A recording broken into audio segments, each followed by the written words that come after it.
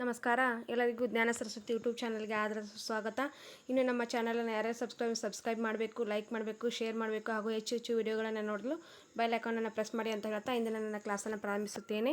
ಸ್ನೇಹಿತರೆ, ಇಂದು ಜಗಜ್ಯೋತಿ ಬಸವೇಶ್ವರ ಅವರ ಜನ್ಮದಿನಾಚರಣೆ ಆದ ಕಾರಣ ಎಲ್ಲರಿಗೂ ಜಗಜ್ಯೋತಿ ಬಸವೇಶ್ವರದ ಜನ್ಮದಿನದ ಹಾರ್ದಿಕ ಶುಭಾಶಯಗಳು ಹಾಗೂ ಅಕ್ಷಯ ತೃತೀಯದ ಹಾರ್ದಿಕ ಶುಭಾಶಯಗಳು ಹಾಗೂ ಶಿವಾಜಿ ಮಹಾರಾಜರ ಜನ್ಮದಿನವೂ ಕೂಡ ಹೌದು. ಶಿವಾಜಿ ಮಹಾರಾಜರ ಜನ್ಮದಿನದ ಹಾರ್ದಿಕ ಶುಭಾಶಯಗಳನ್ನು ಹೇಳುತ್ತಾ ಇಂದಿನ ನನ್ನ ಕ್ಲಾಸನ್ನು ಪ್ರಾರಂಭಿಸುತ್ತೇನೆ.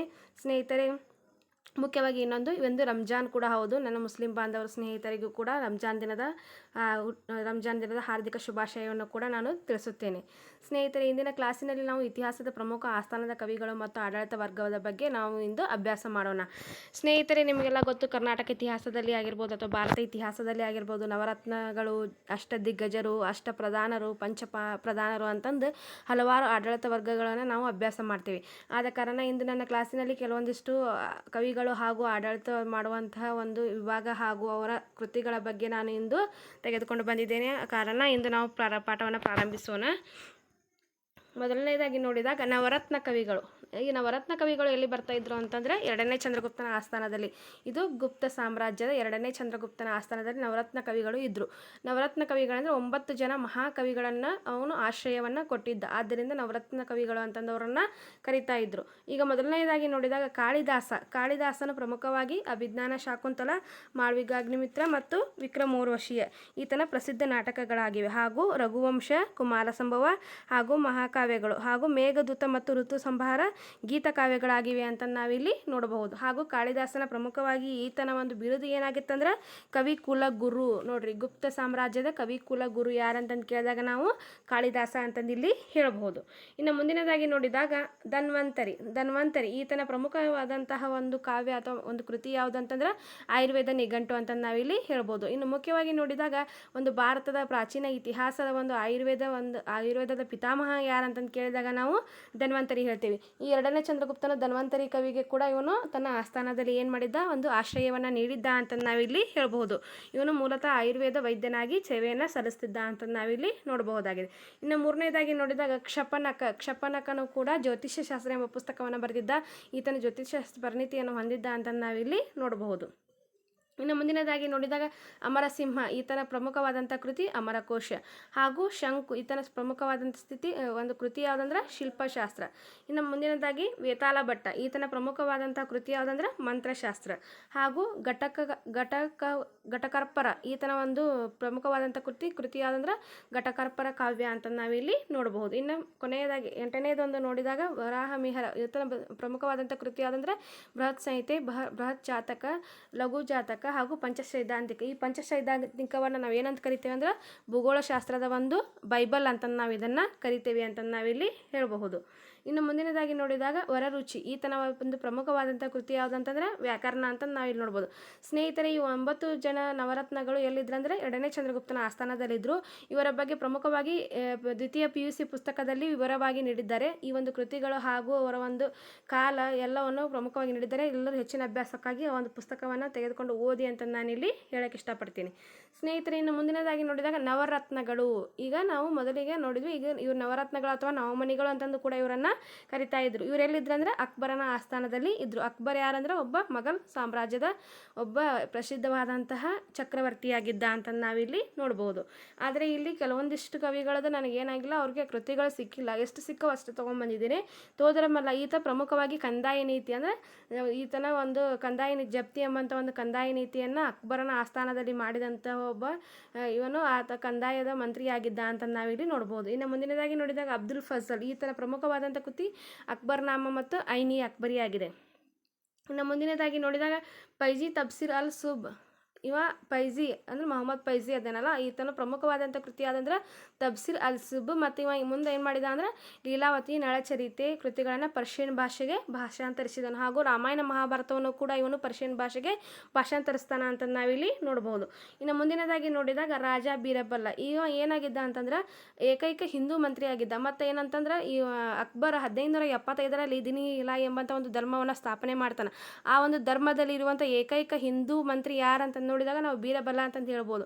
ಈಗ 2020ನೇ TET ಪ್ರಶ್ನೆ ಆಗಿತ್ತು. ದಿನ ಇಲಾಖೆ ಬಗ್ಗೆ ಕೆಲವೊಂದಿಷ್ಟು ಪ್ರಶ್ನೆಗಳನ್ನು ಕೇಳಿ ಇದರಲ್ಲಿ ಸರಿಯಾದದ್ದು ಯಾವುದು ಅಂತಂದು ಕೊಟ್ಟಿದ್ರು. 1575ರಲ್ಲಿ ಸ್ಥಾಪನೆ ಆಯಿತು. ಅದರಲ್ಲಿ ಇರುವಂಥ ಒಬ್ಬ ಏಕೈಕ ಹಿಂದೂ ಮಂತ್ರಿ ಬೀರಬಲ ಅಂತಂದಿತ್ತು. ಮತ್ತು ಇವ ಏನು ಮಾಡಿದ್ದ, ಹಿಂದೂ ಮುಸ್ಲಿಮ ಒಂದು ಧಾರ್ಮಿಕದ ಒಂದು ವೈವಿಧ್ಯತೆಯನ್ನು ಮೆರೆದಿದ್ದ ಅಂತಂದು ಪ್ರಶ್ನೆಗೆ ಉತ್ತರಗಳು ಇದ್ದವು. ಅದಕ್ಕೆ 3 ಉತ್ತರಗಳು ಕೂಡ ಸರಿಯಾಗಿದ್ದವು. ಆ ಒಂದು ಪ್ರಶ್ನೆ ಆಗಿತ್ತು. ಆದ ಕಾರಣ ಇದನ್ನು ತೆಗೆದುಕೊಂಡು ಬಂದಿದ್ದೇನೆ ಸ್ನೇಹಿತರೆ. ರಾಜ ಬೀರಬಲ ಇವನು ಏಕೈಕ ಹಿಂದೂ ಮಂತ್ರಿಯಾಗಿದ್ದ ಮತ್ತು ದಿನಹಿಲ ಇದ್ದಂಥ ಏಕೈಕ ಹಿಂದೂ ವ್ಯಕ್ತಿ ಕೂಡ ಈತನೊಬ್ಬನೇ ಆಗಿದ್ದಂತ ನಾವಿಲ್ಲಿ ಹೇಳಬಹುದು.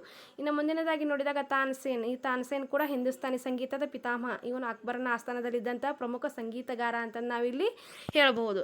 ಇನ್ನು ಮುಂದಿನದಾಗಿ ನೋಡಿದಾಗ ಅಬ್ದುಲ್ ರಹೀಂ ಖಾನ್. ಈತನ ಪ್ರಮುಖವಾದಂಥ ಕೃತಿ ಯಾವುದಂದ್ರೆ ಕೇಟಕ್ ಕೌತಮ್ ಅಂತಂದು ಈತನ ಪ್ರಮುಖವಾದಂಥ ಕೃತಿಯಾಗಿತ್ತು ಅಂತ ನಾವಿಲ್ಲಿ ಹೇಳಬಹುದು. ಇನ್ನು ಮುಂದಿನದಾಗಿ ನೋಡಿದಾಗ ಫಕೀರ್ ಅಜಿಯಾವೋ ದಿನ್ ಇವನ ಹೆಸರು, ಇವನು ಪ್ರಮುಖವಾಗಿ ಏನಾಗಿದ್ದ ಅಂದ್ರೆ ನ್ಯಾಯಾಲಯದ ಸಲಹೆಗಾರನಾಗಿದ್ದ ಅಂತ ನಾವಿಲ್ಲಿ ಹೇಳಬಹುದು. ಇನ್ನು 8ನೇದಾಗಿ ನೋಡಿದಾಗ ಮುಲ್ಲಾದ್ ಫಿಯಾಜ್. ಈತನ ಏನಾಗಿದ್ದ, ಬೀರಬಲನಿಗೆ ಕಾಂಪಿಟೇಟರ್ ಆಗಿ ತನ್ನ ಒಂದು ಅಕ್ಬರನ ಆಸ್ಥಾನದಲ್ಲಿ ಇದ್ದ. ಇವನು ಕೂಡ ಬೀರಬಲನ ಥರ ಒಂದು ಏನಾಗಿದ್ದ, ಹಾಸ್ಯ ಚಕ್ರವರ್ತಿನೇ ಆಗಿದ್ದ ಅಂತ ನಾವಿಲ್ಲಿ ಹೇಳಬಹುದು. ಆದರೆ ಈತನಿಗೆ ಮತ್ತು ಮುಲ್ಲಾದ್ ಫಯಾಜ್ ಮತ್ತು ಬೀರಬಲನಿಗೆ ಏನಿತ್ತು ಅಂತಂದರೆ ಇಬ್ಬರ ನಡುವೆ ಪೈಪೋಟಿ ಉಂಟಾಗ್ತಾ ಇತ್ತು ಅಂತಂದು ಕೆಲವೊಂದಿಷ್ಟು ಪುಸ್ತಕದಲ್ಲಿ ಇದೆ. ಹಾಗೂ ಈ ಮುಲ್ಲಾದ್ ಫಿಯಾಜನ ಬಗ್ಗೆ ಅಷ್ಟು ಹೆಚ್ಚು ದಾಖಲೆಗಳು ಸಿಗದ ಕಾರಣ ಈತನ ಕೃತಿಗಳು ಏನು ನಮಗೆ ಗೊತ್ತಾಗಿಲ್ಲ. ಇನ್ನು ಮುಂದಿನದಾಗಿ ನೋಡಿದಾಗ ಮಾನಸಿಂಗ್. ಈತನ ಒಂದು ಪ್ರಮುಖ ಕೃತಿಗಳು ಏನಿಲ್ಲ. ಇವ ಏನಾಗಿದ್ದ ಅಂತಂದ್ರೆ ಅಕ್ಬರನ ಕಾಲದ ಒಬ್ಬ ಪ್ರಾಮಾಣಿಕವಾದಂಥ ವ್ಯಕ್ತಿಯಾಗಿದ್ದ. ಆದ್ದರಿಂದ ಅವನು ಅಕ್ಬರ್ ರಾಜ್ಯಪಾಲನನ್ನಾಗಿ ಮಾಡಿದ್ದ. ಈ ಅಕ್ಬರ್ ಹಳದಿಘಾಟ್ ಯುದ್ಧವನ್ನು ಮಾಡ್ತಾನೆ ರಾಣಾ ಪ್ರತಾಪನ ಜೊತೆ. ಆ ಒಂದು ಯುದ್ಧದಲ್ಲಿ ಕೂಡ ಇವನು ಮಾನಸಿಂಗ್ ಈತನಿಗೆ ಸಹಾಯವನ್ನು ಮಾಡ್ತಾನೆ ಅಂತ ನಾವಿಲ್ಲಿ ನೋಡಬಹುದು. ಇನ್ನು ಮುಂದಿನದಾಗಿ ನೋಡಿದಾಗ ಅಷ್ಟದಿಗ್ಗಜರು ಯಾರ ಆಸ್ಥಾನದಲ್ಲಿ ಬರ್ತಾರಂದ್ರೆ ಕೃಷ್ಣದೇವರಾಯ. ಈ ಕೃಷ್ಣದೇವರಾಯರು ಬರುವಂಥ ಒಂದು ಸಾಮ್ರಾಜ್ಯ ಯಾವುದಂದ್ರೆ ವಿಜಯನಗರ ಸಾಮ್ರಾಜ್ಯ. ವಿಜಯನಗರ ಸಾಮ್ರಾಜ್ಯದ ಒಬ್ಬ ಶ್ರೇಷ್ಠವಾದಂತಹ ದೊರೆ ಯಾರಂದ್ರೆ ಕೃಷ್ಣದೇವರಾಯ. ಈ ಕೃಷ್ಣದೇವರಾಯನ ಆಸ್ಥಾನವನ್ನು ಕಣ್ಣಿಲ್ಲೇ ನೋಡಿಲ್ಲ, ಕಿವಿಲೇ ಕೇಳಿಲ್ಲ, ಇಂಥ ವ್ಯಕ್ತಿಯನ್ನು ನಾವು ನೋಡಿಲ್ಲ ಅಂತಂದ್ರೆ ರಾಬರ್ಟ್ ಸಿವೆಲ್ ಹೇಳ್ತಾನೆ. ಈ ಒಂದು ಪ್ರಮುಖವಾದಂಥ ಆಸ್ಥಾನದಲ್ಲಿ ಬರುವಂಥ ಅಷ್ಟದಿಗ್ಗಜರು ಯಾರ್ಯಾರಂತಂದು ನೋಡೋಣ. ಈಗ ಮೊದಲನೇ ನೋಡಿದಾಗ ಅಲ್ಲಸಾನಿ ಪೆದ್ದಣ್ಣ. ಈತನ ಪ್ರಮುಖವಾದಂಥ ಕೃತಿ ಮನುಚರಿತಂ. ಈ ಒಂದು ಅಲ್ಲಸಾನಿ ಪೆದ್ದಣ್ಣನ ಏನಂತ ಕರಿತಾ ಇದ್ರು ಅಂದ್ರೆ ಆಂಧ್ರ ಕವಿತಾ ಪಿತಾಮಹ ಅಂತಂದು ಈತನನ್ನು ಕರಿತಾ ಇದ್ರು ಅಂತ ನಾವಿಲ್ಲಿ ನೋಡಬಹುದು. ಇನ್ನು ಮುಂದಿನದಾಗಿ ನೋಡಿದಾಗ ನಂದಿ ತಿಮ್ಮಣ್ಣ. ಈತನ ಪ್ರಮುಖವಾದಂಥ ಕೃತಿ ಪಾರಿಜಾತ ಪರಹರಣಂ ಅಂತ ನೋಡ್ಬೋದು. ಇನ್ನು ಮುಂದಿನದಾಗಿ ನೋಡಿದಾಗ ದುರ್ಜಟಿ. ಈತನ ಪ್ರಮುಖವಾದ ಕೃತಿ ಕಾಳಹಸ್ತಿ ಶತಕ. ಇನ್ನು ಮುಂದಿನದಾಗಿ ನೋಡಿದಾಗ ಮಾದಯ್ಯಗಾರಿ ಮಲ್ಲಣ್ಣ. ಈತನ ಕೃತಿ ನಮಗೆ ದೊರೆತಿಲ್ಲ. ಹಾಗೂ ರಾಮರಾಜ ಭೂಷಣ. ಈತನ ಕೃತಿ ಕೂಡ ನಮಗೆ ದೊರೆತಿಲ್ಲ. ಇನ್ನು 6ನೇದಾಗಿ ನೋಡಿದಾಗ ತೆನಾಲಿ ರಾಮಕೃಷ್ಣ. ಈತನ ಪ್ರಮುಖವಾದ ಕೃತಿ ಉಭಟರಾಧ್ಯ ಚರಿತಂ. ಹಾಗೂ 7ನೇದಾಗಿ ರಾಮಭದ್ರಿ. ಈತನ ಕೃತಿ ಕೂಡ ನಮಗೆ ದೊರೆತಿಲ್ಲ. ಹಾಗೂ 8ನೇದಾಗಿ ಪಿಂಗಳಿ ಸೂರಣ್ಣ. ಹಾಗೂ ಈ ಒಂದು ಅಷ್ಟದಿಗ್ಗಜರು ಯಾರ ಒಂದು ಆಸ್ಥಾನದಲ್ಲಿ ಬರ್ತಾರ ಅಂತಂದು ನೋಡಿದಾಗ ನಾವು ಶ್ರೀಕೃಷ್ಣ ದೇವರಾಯನ ಆಸ್ಥಾನದಲ್ಲಿ ಬರ್ತಾರ ಅಂತಂದು ನಾವಿಲ್ಲಿ ನೋಡಬಹುದಾಗಿದೆ. ಹಾಗೂ ಇನ್ನು ಮುಂದಿನದಾಗಿ ನೋಡಿದಾಗ ಅಷ್ಟಪ್ರಧಾನದು. ಇಲ್ಲಿ ಕನ್ಫ್ಯೂಸ್ ಆಗುತ್ತೆ. ಅಷ್ಟದಿಗ್ಗಜರು ಶ್ರೀಕೃಷ್ಣ ದೇವರಾಯ, ಅಷ್ಟಪ್ರಧಾನರು ಶಿವಾಜಿ. ಇದು 2020ರ TET ಒಂದು ಪ್ರಶ್ನೆ ಆಗಿತ್ತು. ಅಷ್ಟಪ್ರಧಾನರು ಯಾರ ಆಸ್ಥಾನದಲ್ಲಿ ಇದ್ದಾರೆ ಅಂತಂದು ಕೇಳಿದ್ರು. ಅದಕ್ಕೆ ಸರಿಯಾದ ಉತ್ತರ ಯಾವುದಾಗಿತ್ತು? ಶಿವಾಜಿ ಆಗಿತ್ತು. ಶಿವಾಜಿ ಮಹಾರಾಜ ಒಂದು ಮರಾಠ ಸಾಮ್ರಾಜ್ಯದ ಒಬ್ಬ ಶ್ರೇಷ್ಠ ದೊರೆಯಾಗಿದ್ದ. ಈತನು ಏನು ಮಾಡಿದ್ದ, ಅಷ್ಟಪ್ರಧಾನರನ್ನು ನೇಮಿಸಿದ್ದ. ಅಷ್ಟಪ್ರಧಾನರು ಅಂದರೆ ಯಾರು, ಅವರು ವರ್ಕ್ ಏನಾಗಿತ್ತು ಅಂತ ನೋಡೋಣ. ಪ್ರಮುಖವಾಗಿ ಪೇಶ್ವೆ. ಈತ ಪ್ರಧಾನಮಂತ್ರಿ.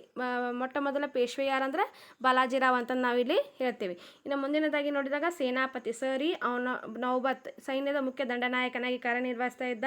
ಇನ್ನು ಮುಂದಿನದಾಗಿ ನ್ಯಾಯಾಧೀಶ. ಮುಖ್ಯ ನ್ಯಾಯಾಧೀಶ ಅಥವಾ ನಾಗರಿಕ ಮತ್ತು ಸೈನಿಕ ಉಸ್ತುವಾರಿಯನ್ನು ಮಾಡ್ತಾ ಇದ್ರು ಅಂತ ನಾವಿಲ್ಲಿ ನೋಡಬಹುದು.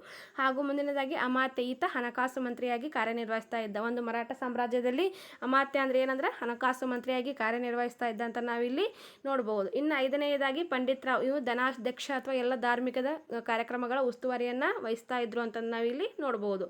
ಇನ್ನು 6ನೇದಾಗಿ ಸುಮಂತ. ಈತನು ವಿದೇಶಾಂಗ ವ್ಯವಹಾರಗಳ ಉಸ್ತುವಾರಿಯನ್ನು ಮಾಡ್ತಾ ಇದ್ರು ಅಂತ ನಾವಿಲ್ಲಿ ಹೇಳ್ಬೋದು. ಇನ್ನು 7ನೇದಾಗಿ ಸಚಿವ. ಈತ ರಾಜಪತ್ರ ವ್ಯವಹಾರಗಳ ನಿರ್ವಹಣೆಯನ್ನು ಮಾಡ್ತಾ ಇದ್ರು ಅಂತ ನಾವಿಲ್ಲಿ ಹೇಳ್ಬೋದು. ಇನ್ನು 8ನೇದಾಗಿ ಮಂತ್ರಿ. ಇತಿಹಾಸಕಾರ. ರಾಜನ ದೈನಂದಿನ ಚಟುವಟಿಕೆಗಳ ದಿನಚರಿಯನ್ನು ಇಡುವವನ ಮಂತ್ರಿಯಾಗಿದ್ದ ಅಂತ ನಾವಿಲ್ಲಿ ನೋಡ್ಬೋದು. ಈ ರೀತಿಯಾಗಿ ಅಷ್ಟಪ್ರಧಾನರು ಎಂಬ ಆಡಳಿತ ವ್ಯವಸ್ಥೆಯನ್ನು ಶಿವಾಜಿ ಮಹಾರಾಜರು ತನ್ನ ಆಸ್ಥಾನದಲ್ಲಿ ನಿರ್ವಹಿಸ್ತಾ ಇದ್ರು ಅಂತ ನಾವಿಲ್ಲಿ ನೋಡಬಹುದಾಗಿದೆ. ಇನ್ನು ಮುಂದಿನದಾಗಿ ನೋಡಿದಾಗ ಪಂಚಪ್ರಧಾನರು. ನೋಡ್ರಿ, ಇದು ಕೂಡ ಎಷ್ಟೋ ಬಾರಿ ಪ್ರಶ್ನೆ ಆಗಿದೆ. ಇದು ಎಲ್ಲ ಒಂದು ಪ್ರಶ್ನೆ ಪತ್ರಿಕೆ ಪ್ರೀವಿಯಸ್ ಕ್ವಶನ್ ಪೇಪರ್ ತಗೊಂಡು ನೋಡಿದಾಗ ಪಂಚಪ್ರಧಾನರು ಯಾರ ಒಂದು ಆಸ್ಥಾನದಲ್ಲಿ ಇದ್ರು ಅಂತಂದು ಕೇಳ್ತಾರೆ. ಇದಕ್ಕೆ ಸರಿಯಾದ ಉತ್ತರ ಯಾವುದಂದ್ರೆ ಹೊಯ್ಸಳರು. ಹಾಗೂ ಹೊಯ್ಸಳರ ಒಂದು ಸೇನಾ ಬಲವನ್ನು ಗರುಡ ಎಂಬ ಹೆಸರಿನಿಂದ ಕರೆಯುತ್ತಾರೆ. ಹಾಗೂ ಚಾಲುಕ್ಯರ ಒಂದು ಸೇನಾ ಬಲವನ್ನು ಕರ್ನಾಟ ಬಲ ಅಂತಂದು ಕರೆದ್ರೆ ಗರುಡ ಎಂಬಂಥ ಸೇನಾ ಬಲ ಯಾರ್ದು ಅಂತಂದ್ರೆ ಹೊಯ್ಸಳದು ಅಂತಂದು ನಾವಿಲ್ಲಿ ಹೇಳ್ಬೋದು. ಈ ಹೊಯ್ಸಳರ ಒಂದು ಪ್ರಮುಖವಾದ ಪಂಚ ಪ್ರಧಾನರು ಯಾರಂದ್ರೆ ಸಂಧಿ ವಿಗ್ರಹ, ಈತ ವಿದೇಶಾಂಗ ಸಚಿವನಾಗಿ ಕಾರ್ಯನಿರ್ವಹಿಸ್ತಾ ಇದ್ದ. ಇನ್ನು ಎರಡನೇದಾಗಿ ಮಹಾಸಂಧಿ ವಿಗ್ರಹ, ಈತ ಹಿರಣ್ಯ ಅಥವಾ ಭಂಡಾರಿ ಅಥವಾ ಖಜಾಂಚಿಯಾಗಿ ಕಾರ್ಯನಿರ್ವಹಿಸ್ತಾ ಇದ್ದ. ಇನ್ನು ಮೂರನೆಯದಾಗಿ ಸೇನಾಬಹು, ಈತ ಕಾರಕೂನ ಅಥವಾ ಕುಲಕರ್ಣಿ ಅಂತಂದು ಕರಿತಾ ಇದ್ರು. ಇನ್ನು ನಾಲ್ಕನೆಯದಾಗಿ ಪರಮ ವಿಶ್ವಾಸಿ ಅಂದ್ರೆ ಯಾರಂದ್ರೆ ಆಪ್ತ ಸಹಾಯಕ ಅಂತಂದು ಕರಿತಾ ಇದ್ರು. ರಾಜನಿಗೆ ಆಪ್ತ ಸಹಾಯಕನಾದವನ್ನ ಪರಮ ವಿಶ್ವಾಸಿ ಅಂತ ನೇಮಕ ಮಾಡ್ತಾ ಇದ್ರು. ಇನ್ನು ಕೊನೆಯದಾಗಿ ನೋಡಿದಾಗ ಮಹಾಪಸಾಯತಿ ಅಂತ ಕರಿತಾ ಇದ್ರು, ಅಂದರೆ ಪ್ರಧಾನಮಂತ್ರಿ ಅಂತ ಕರಿತಾ ಇದ್ರು. ಸ್ನೇಹಿತರೆ, ಇಷ್ಟಕ್ಕೆ ನನ್ನ ಕ್ಲಾಸನ್ನು ಎಂಡ್ ಮಾಡ್ತೀನಿ. ನಿಮಗೆ ಈ ವಿಡಿಯೋ ಲೈಕ್ ಆದರೆ ಲೈಕ್ ಮಾಡಿ, ಶೇರ್ ಮಾಡಿ, ಕಾಮೆಂಟ್ ಮಾಡಿ, ಹೆಚ್ಚು ಸಬ್ಸ್ಕ್ರೈಬ್ ಮಾಡಿ. ಹಾಗೂ ನೀವು ವಿಡಿಯೋ ಹಾಕಿದ ತಕ್ಷಣ ನಿಮಗೆ ನೋಟಿಫಿಕೇಶನ್ ಬರಲು ಬೆಲ್ ಐಕನ್ನ ಪ್ರೆಸ್ ಮಾಡೋದನ್ನು ಮರಿಬೇಡಿ ಅಂತ ಹೇಳ್ತಾ ಇಷ್ಟಕ್ಕೆ ನನ್ನ ಕ್ಲಾಸನ್ನು ಎಂಡ್ ಮಾಡ್ತೀನಿ. Thank you so much for watching.